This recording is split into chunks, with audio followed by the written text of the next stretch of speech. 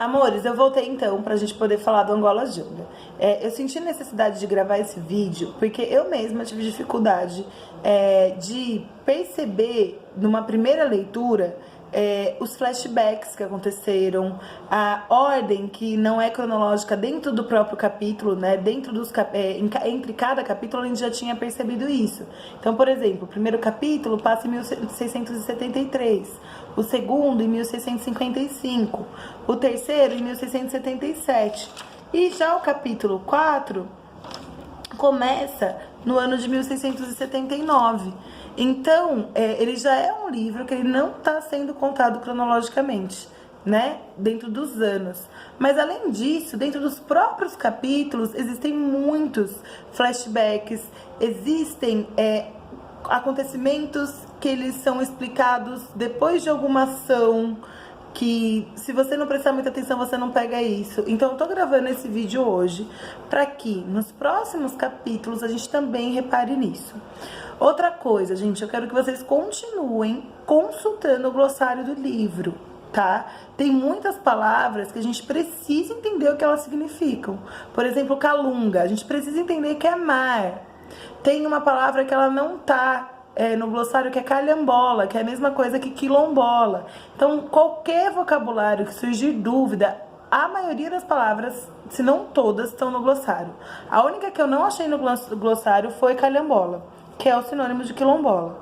Então, consultem o dicionário, porque tem muita coisa que vocês não vão entender no livro se vocês não consultarem os vocábulos que vocês têm dúvidas, tá?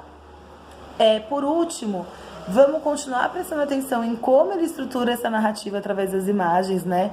Então, eu vou chamar a atenção em alguns momentos aqui que existem cortes cronológicos, que existem flashbacks que estão todos marcados por aqueles elementos, né? Então, ou é uma fumaça, ou é o fogo, ou é o pássaro. Então, é esse jeito dele marcar. Ou é o fundo do quadrinho mais escuro. Vamos ver se vocês conseguiram pegar tudo que aconteceu nesses capítulos, tá?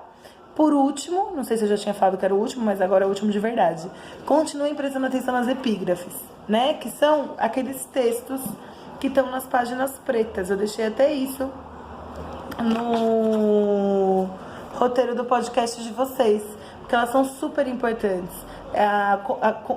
O contraste que o Marcelo de Salete faz entre essa epígrafe e a história que ele conta no capítulo é muito bacana, né? Lembrando que tudo isso aqui são retirados de documentos históricos, dos documentos por onde era contada a história de Palmares, que às vezes ainda é contada. Tudo bem? Dependendo da visão do historiador ou da historiadora que vai falar sobre o assunto, tá? Então vamos lá, gente. O capítulo 4, chamado Cicatrizes, começa com um cara aqui que a gente não sabe quem é ainda, tá? E aí a gente descobre quem ele é ao longo do capítulo, que ele é o Inácio.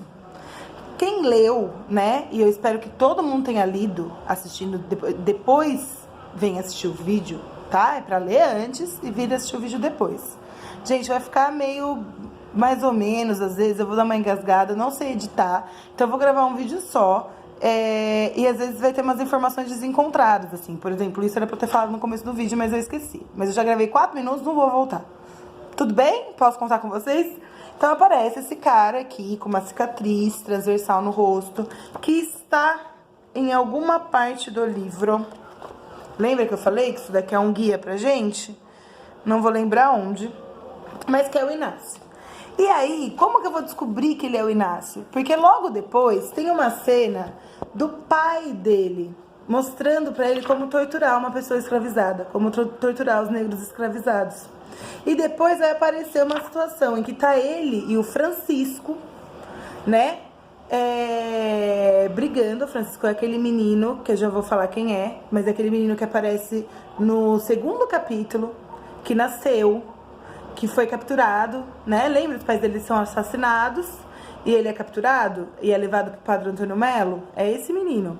Ele tenta torturar esse menino depois que ele tá um pouquinho maior, E esse menino faz uma cicatriz, essa cicatriz transversal no rosto dele. Isso deixa ele com muita raiva e ele passa a procurar esse menino sempre.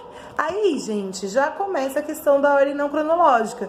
Então, no começo do capítulo, eu tenho o Inácio adulto, certo? Ó, ele tá aparecendo aqui adulto. Depois aparece o Francisco mais velho, que eu não vou estragar a surpresa agora, já eu conto quem é o Francisco. Também, né? Aí, a cruz aqui, ó, mostra que teve uma passagem do tempo, né? Normalmente, quando tem essas trocas de lugares, muitas vezes tem passagem de tempo. E aí, eu tenho o menino Francisco mais novo. E aí, aparece o pai do Inácio e o Inácio mais novos. E depois disso vai aparecer toda a situação do Inácio com o Francisco. E aí a gente vai descobrir, né, ao longo dos capítulos 4, 5, 6, que Francisco não é ninguém mais, ninguém menos do que Zumbi, né? Francisco, nesse capítulo 4, vai pra mata, vai se embrenhar pela mata, já que Madalena entrega pra ele um mapa e mostra pra ele que é isso que ele tem que fazer, né? E aí ele vai parar em Macaco. Tudo bem? Então, acho que é isso no capítulo 4, a gente perceber isso, que ele é todinho fora de ordem cronológica. Essas personagens são super importantes, o Zumbi acabou de aparecer, então, no romance.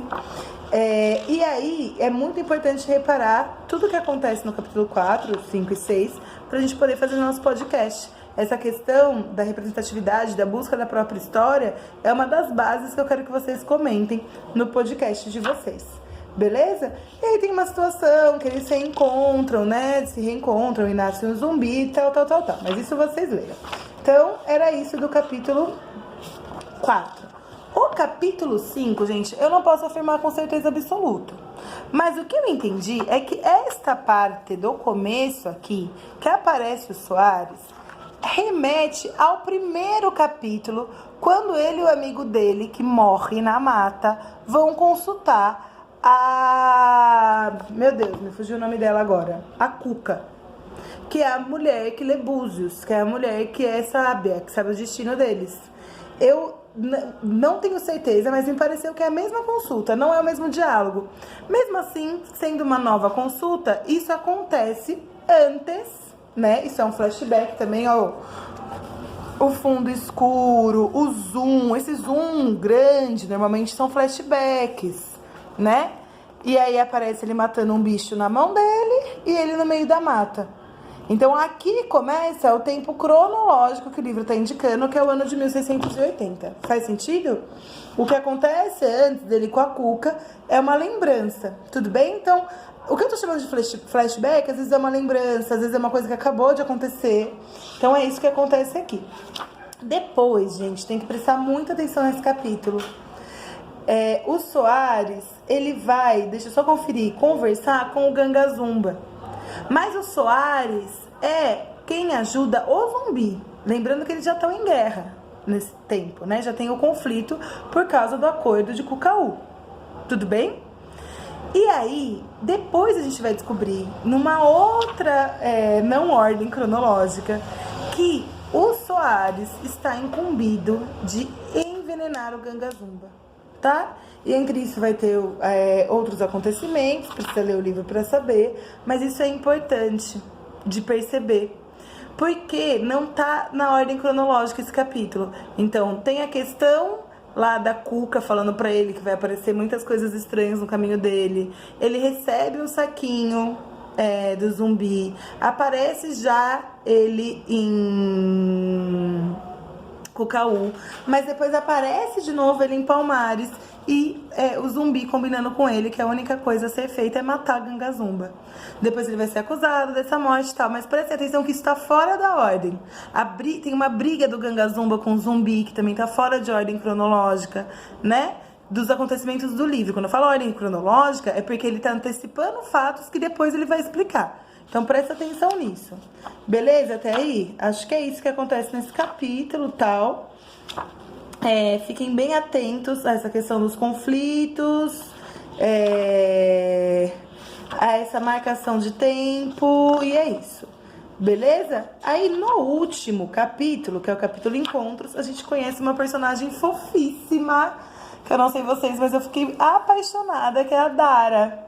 A Dara, ela já tá, né, nesse tempo, o capítulo 6, ele tá passando em 1685. Então, esse envenenamento do Gangazumba, esse acordo de Cucaú já passou há muito tempo, já faz um tempo. Tanto que ela tá conversando com o Tata, que é aquele cara que aparece lá no começo, em um quilombo, que agora eu não vou lembrar qual é, mas acho que é o Alcoatune, que é um sábio também, que orienta as crianças. Ela é uma figura super importante também pra gente poder fazer o nosso podcast, gente. Isso eu pus lá no roteiro. Então ela é essa personagem fofíssima que aparece, mas é importante a gente perceber que já passou tudo isso de tempo. E aí vai aparecer a Corvina, que como a Madalena, é uma pessoa que cuida dela, né? É isso. Aparece a Dara, aparece essa curiosidade dela pelo quilombo, tudo.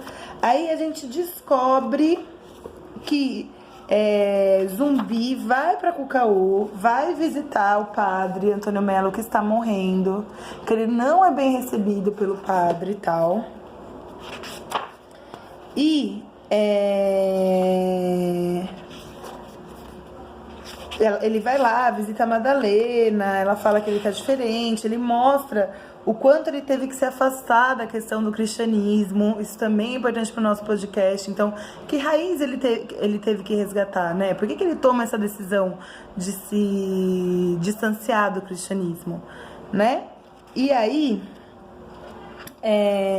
lembrando que o Gangazumba já tá morto, tentam matar Zumbi, né? Tem uma personagem aqui que é o Joaquim, que tenta atirar no Zumbi, mas ele vai embora.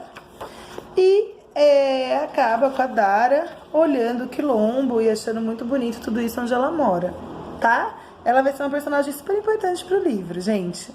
Então é isso, ó. Apareceram poucas personagens novas. Apareceu a Dara, o Inácio e o Zumbi. Vai ficando mais claro quem são as personagens. Mas do próxima leitura eu não vou fazer esse videozinho explicando. Eu quero que vocês percebam esses flashbacks, essa falta de ordem cronológica. E se tem algum acontecimento que tá remetendo a algum outro capítulo, pra gente poder comentar isso junto, tá? Continuem catalogando os personagens, isso vai ser importante. O nosso trabalho é fazer um texto, um conto sobre uma dessas personagens, então é importante saber a trajetória dela no livro. Se já tem alguma personagem com a qual você se identificou, já vai anotando qual que é o passo a passo dela no livro, porque a partir não na próxima semana, na outra, a gente começa a produção dos nossos contos, tá bom? Espero ter ajudado. Leiam, gente, o livro é maravilhoso. Eu acho que é uma das coisas mais lindas que eu já vi na minha vida, assim, é muito bem feito. Fico pensando no tempo que esse cara demorou pra fazer esse livro. Releia quem já leu depois desse áudio, desse vídeo. Você relê muito rápido, tá? E é legal pegar direitinho quem é cada personagem, entender cada passagem de tempo. Entender como que as questões dos poderes estão sendo colocadas no livro, e é isso. Um beijo, até a próxima!